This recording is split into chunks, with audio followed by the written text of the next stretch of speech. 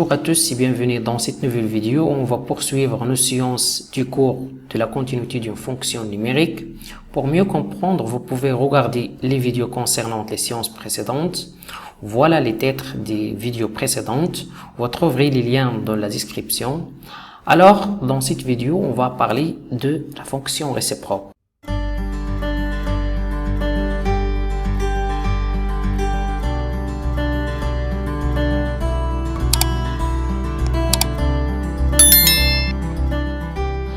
Pour parler de la fonction réciproque, il faut d'abord parler de notion d'une fonction. Qu'est-ce que veut dire une fonction?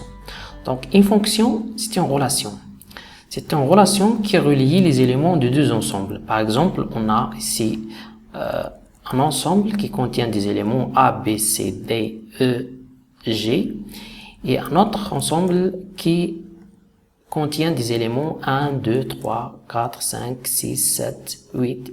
Donc, on note le premier ensemble par D, on l'appelait l'ensemble de départ. On note le deuxième ensemble par A, on l'appelait l'ensemble d'arrivée. On va décrire une relation qui relie les éléments dans l'ensemble D aux éléments de l'ensemble A. Par exemple, on va relier D à 2, B à 6, et C à 3, et D à 1. On a dit que la fonction, c'est une relation qui relie les éléments d'un ensemble aux éléments d'un autre ensemble, tel que chaque élément de l'ensemble de départ qui a une image, il faut que cette image soit unique. Dans cet exemple, on a f de b égale à 6 et f de c égale à 3 et f de d égale à 1 et on a f de d aussi égale à 2. Donc, est-ce que cette relation qu'on a décrire dans cet exemple est une fonction? Donc, cette relation n'est pas une fonction. Pourquoi?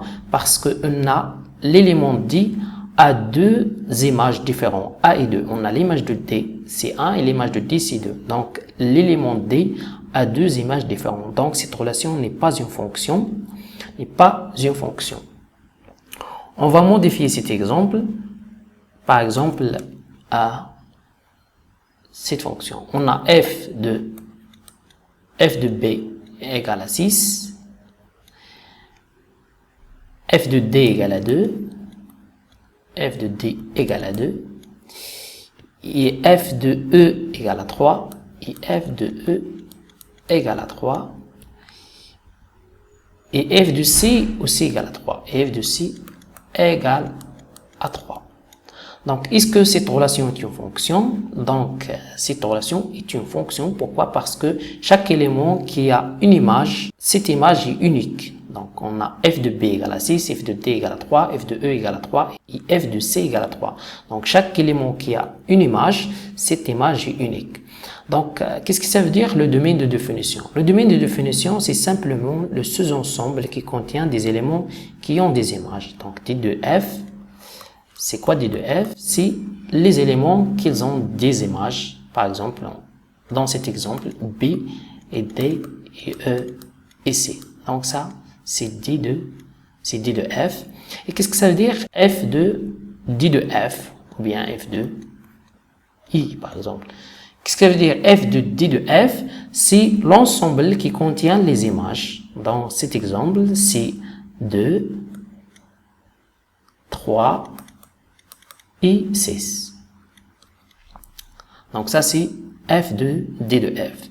Qu'est-ce que ça veut dire une fonction admet une fonction réciproque? On dit qu'une fonction admet une fonction réciproque si on définit de même façon une relation qui relie les éléments de l'ensemble d'arrivée aux éléments de l'ensemble de départ, elle va rester fonction. Est-ce que dans cet exemple, f admet une fonction réciproque? On a h de 2 égale à d et h de 6 égale à b, h de 6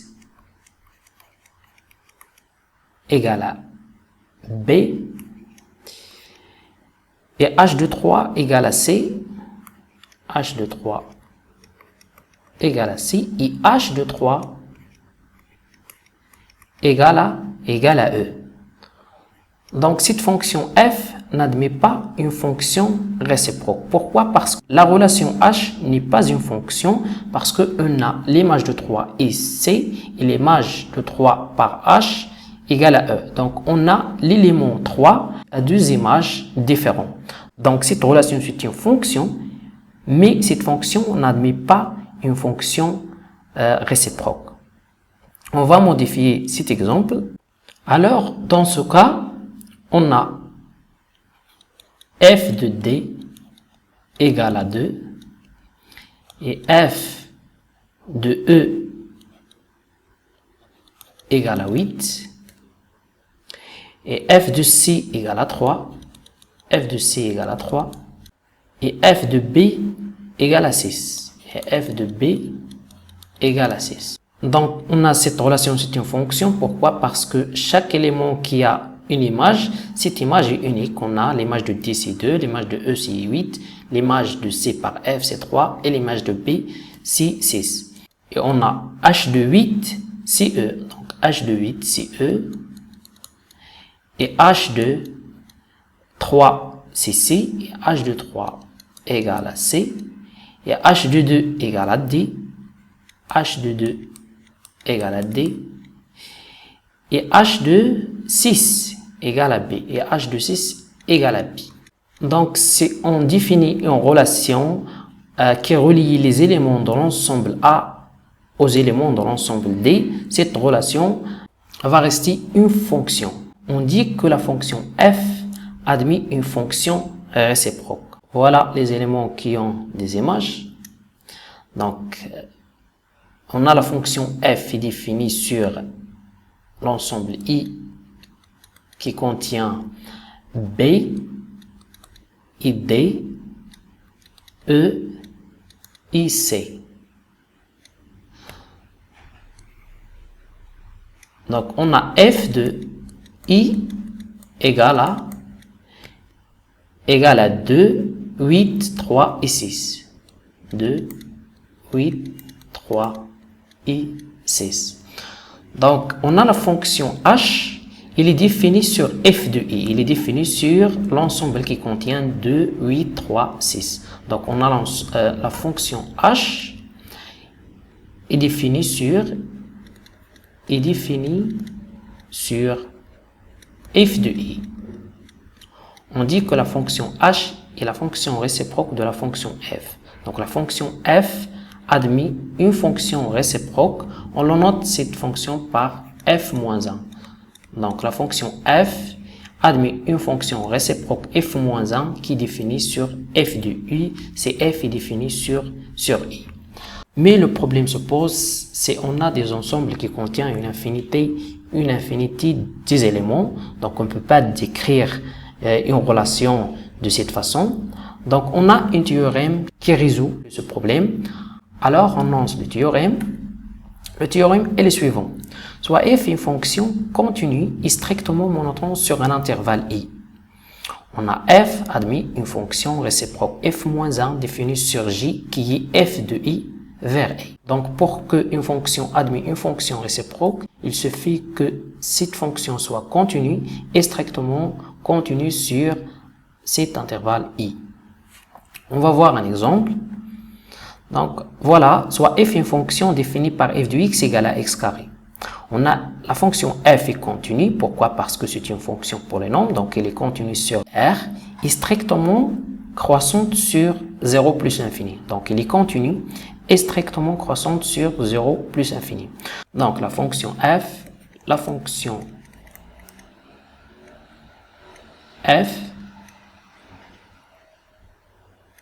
admet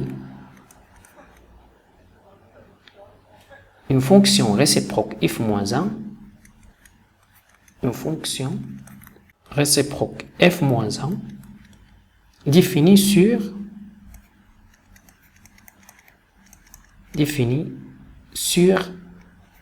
f de 0 plus infini. Donc, on a la fonction f i continue est strictement croissante sur 0 plus infini.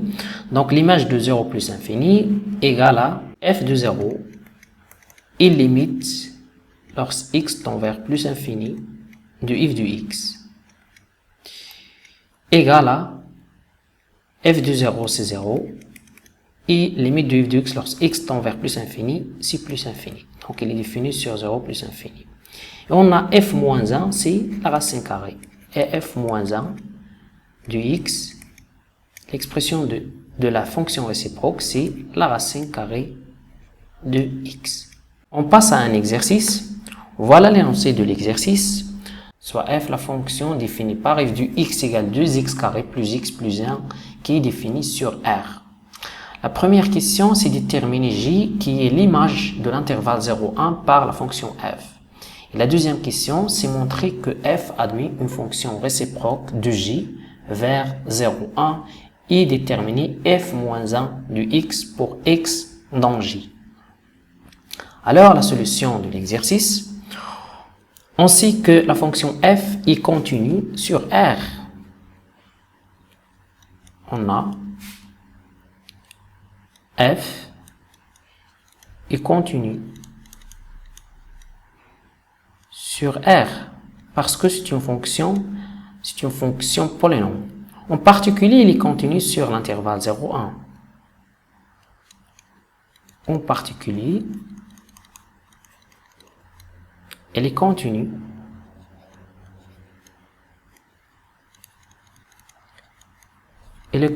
sur l'intervalle 0,1. Et on a f' de x égale à 2 fois 2x plus 1 égale à 4x plus 1. Et on a f' de x est toujours positif, quel que soit x appartient à 0 plus infini. Si x est positif, donc cette quantité doit être strictement positive.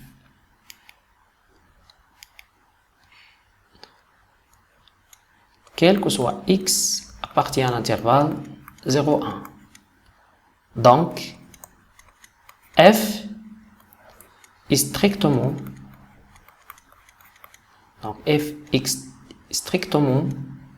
croissante sur 0,1.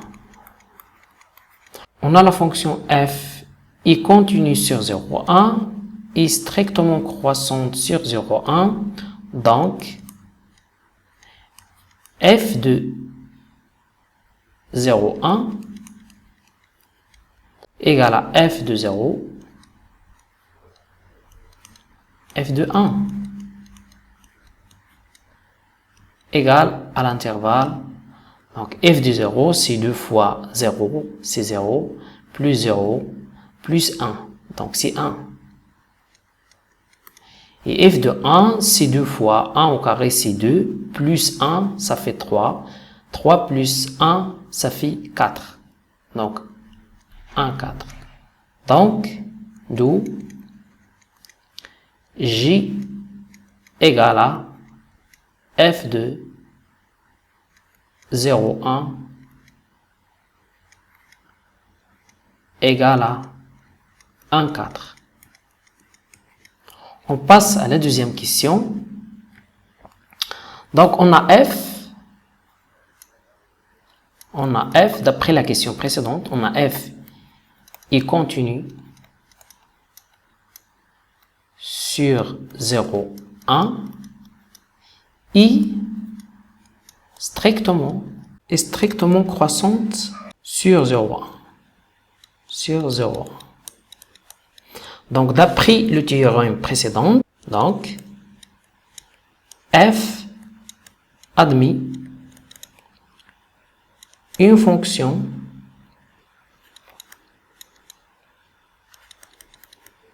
réciproque f moins 1 qui définit qui définit sur f, ce qui définit sur j, qui égale f de 0, 1, qui est 1, 4. C'est l'intervalle 1, 4. Pour déterminer l'expression de f moins 1, donc soit y appartient à f de 0, 1. Donc ça veut dire quoi? C'est-à-dire, il existe x appartient à l'intervalle 0, 1, tel que f de x égale à y. Donc pour déterminer l'expression de f moins 1, on va écrire x en fonction de y. C'est-à-dire, il existe x qui appartient à l'intervalle 0, 1, tel que, c'est quoi f de x? F de x, c'est 2x carré plus x plus 1. Donc, tel que 2x carré plus x plus 1 égale à y. Donc, puisqu'il existe x appartient à 0, 1, tel que 2x carré plus x plus 1 égale à y, donc cette équation admet au moins une solution dans 0, 1. C'est-à-dire, l'équation 2x carré plus x plus 1 égale à y admet au moins une solution dans 0, 1. Donc, on va résoudre cette équation. On a 2x carré plus x plus 1 égale à y. Ça équivalent à 2x carré plus x plus 1 moins y égale à 0. Et ça, c'est une équation du deuxième degré. On va calculer le discriminant delta. On a delta égale à b carré. B, c'est le coefficient de x, donc c'est 1 au carré. Moins 4 fois a, c'est le coefficient de x carré, fois 2, fois c. Et c, c'est 1 moins y. Donc, fois 1 moins y. Puisque cette équation admet au moins une solution dans 0, 1, donc delta est positive. On a les solutions de cette équation s'écrit sous la forme x1 égale à moins b, c'est quoi moins b? Donc moins 1 plus la racine de delta, donc delta c'est 1, moins 8, donc moins 4 fois 2 fois 1, plus 8y. Sur 2 fois 2. Et x2 égale à moins 1 moins la racine de 1 moins 8 plus 8y sur 2 fois 2. Donc, x1 égale à moins 1 plus la racine de 8y moins 7 sur 4. x2 égale à moins 1 moins la racine de 8y moins 7 sur 4. Puisque l'expression de f moins 1 est unique dans l'un de ces deux expressions qui appartient à 0,1. Donc, qui est entre ces deux expressions qui appartient à l'intervalle 0,1. Donc, on vérifie la première expression. On sait que y appartient à f de 0,1. Donc, y appartient, on a y appartient à f de 0,1. Et f de 0,1, c'est quoi? C'est l'intervalle 1, 4. Donc, y appartient à l'intervalle 1, 4. Donc, y, il est entre 1 et 4. Donc, 8y, il est compris entre 8 et 32. Donc, 8y moins 7, il est compris entre 1 et 25. C'est-à-dire, la racine carrée de 8y moins 7, elle est compris entre la racine carrée de 1, c'est 1, et la racine carrée de 25, c'est 5. Donc, moins 1 plus la racine carrée de 8y moins 7, il est compris entre 1 plus moins 1, ça fait 0. 5 plus moins 1, ça fait 4. Donc, 4. C'est-à-dire,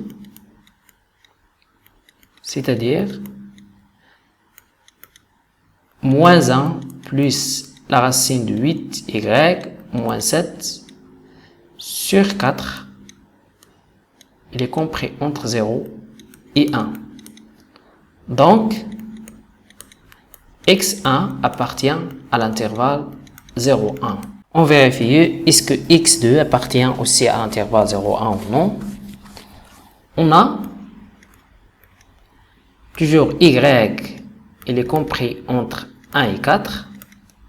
Donc 8y, il est compris entre 8 et 32. C'est-à-dire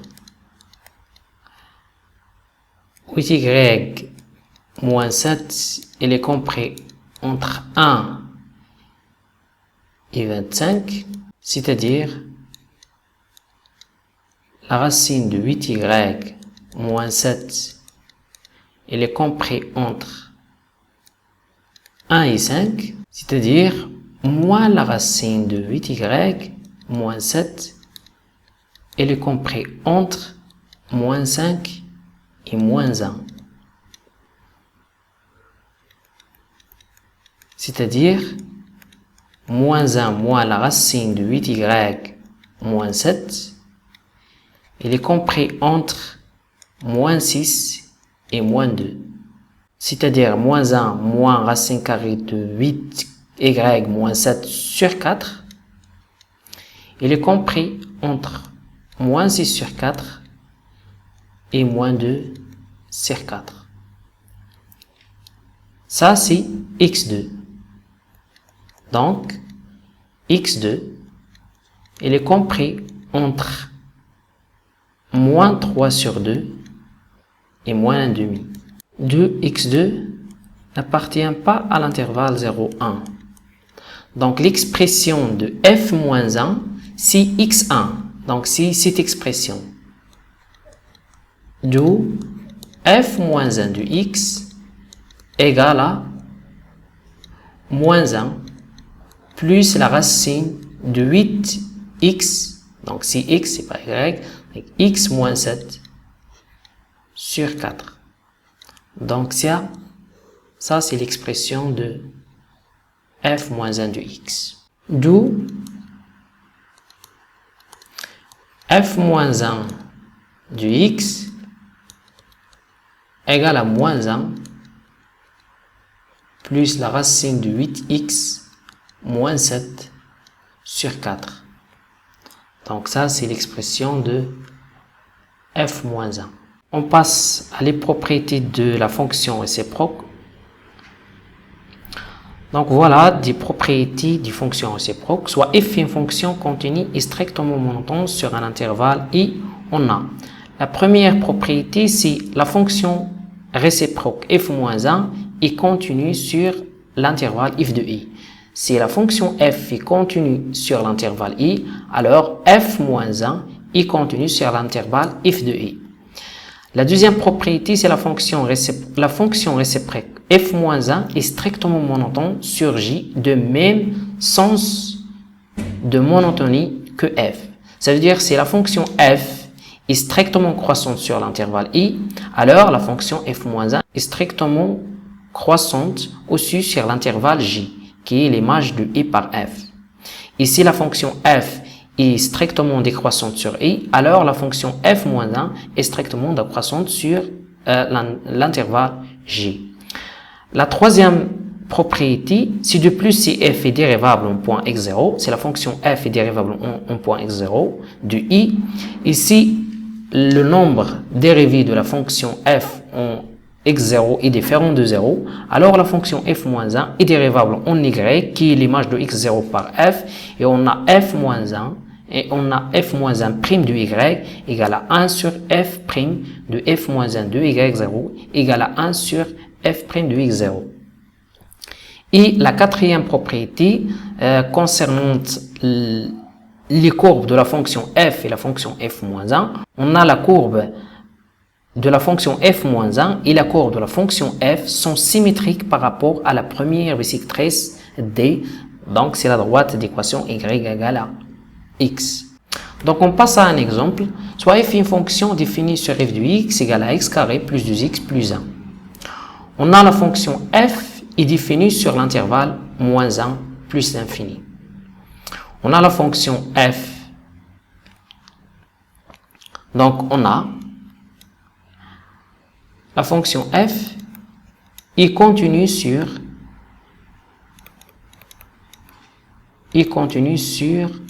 moins 1 plus infini.